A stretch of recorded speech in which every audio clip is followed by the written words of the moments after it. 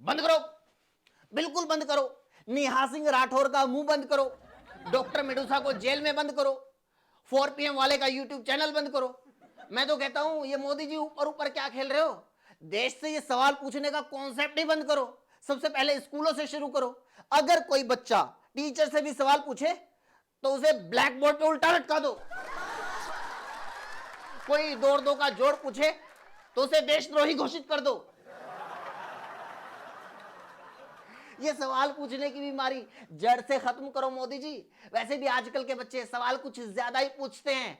माँ बाप इंस्टाग्राम की रील देखें या बच्चों के सवाल। मैं तो कह रहा हूं सवाल क्या, देश से सारा का सारा एजुकेशन सिस्टम ही खत्म कर दो।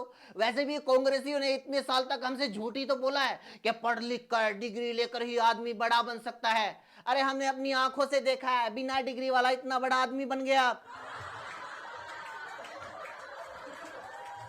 और ये वामपंथी कांग्रेसियों को क्या खुजली लगी रहती है, सवाल पूछना है, सवाल पूछना है, सवाल पूछना है। क्यों सवाल पूछना है जब पता है जवाब मिलना ही नहीं।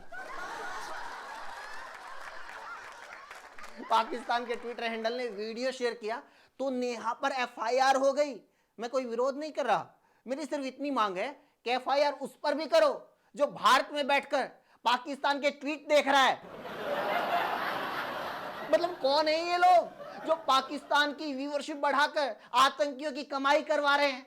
अबे उनकी सोशल मीडिया देखने से अच्छा हमारी वीडियो देख लो, कम से कम कमाई भारत में तो आएगी। निर्मला ताई को टैक्स हम ही लोग तो देंगे।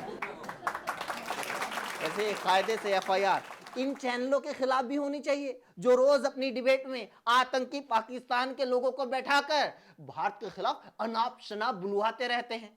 जब सरकार ने पाकिस्तान के यूट्यूब चैनल्स को बंद कर दिया, जब हमने पाकिस्तान से सारे रिश्ते खत्म कर दिए, तो ये मीडिया की TRP डिप्लोमेसी क्यों चल रही है?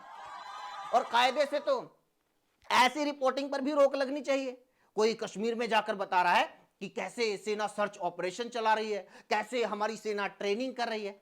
अबे तुम लोग न्यूज दे रहे हो पाकिस्तान को हमारी खुफिया इंफॉर्मेशन, अपनी तरफ से न्यूज चला दी, पाकिस्तान पर किया भारत ने हमला, आज पाकिस्तान की आखिरी रात, 5 घंटे में पाकिस्तान खत्म।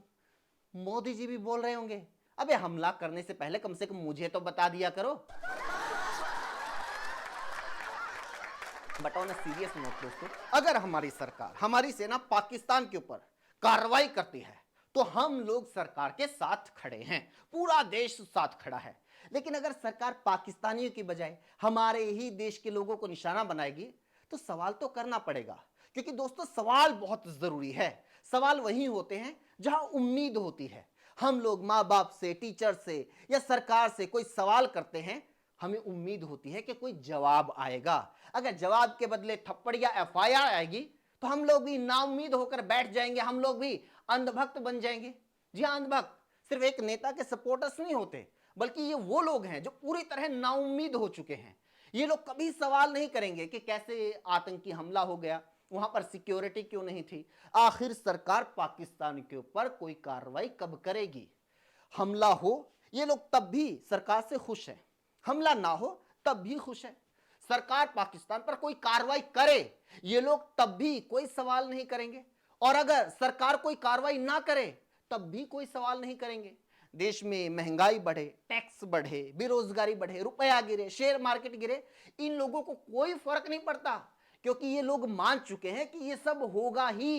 ये सरकार इतनी निकम्मी और नकारा है कि ये कुछ कर ही नहीं सकती। ये लोग कभी देश की सुरक्षा को लेकर सवाल नहीं करेंगे, क्योंकि ये लोग मान चुके हैं कि ये सरकार, पुलिस और सेना के बस की बात नहीं है।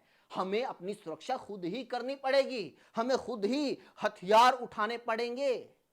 लेकिन हम लोग अब तक इस हद तक नाउम्मीद नहीं हुए हैं। हमें पता है कि हमारा देश, हमारी सेना पाकिस्तान को जवाब देने में सक्षम है। उसे जो करना है वो तसल्ली से करे। यही हमारे देश का इतिहास रहा है। क्योंकि जब आजादी के बाद हमारी सरकार ने तय किया कि जूनागढ़, हैदराबाद और भोपाल जैसी रियासत भारत में मिलानी है, तो फिर मिलाया।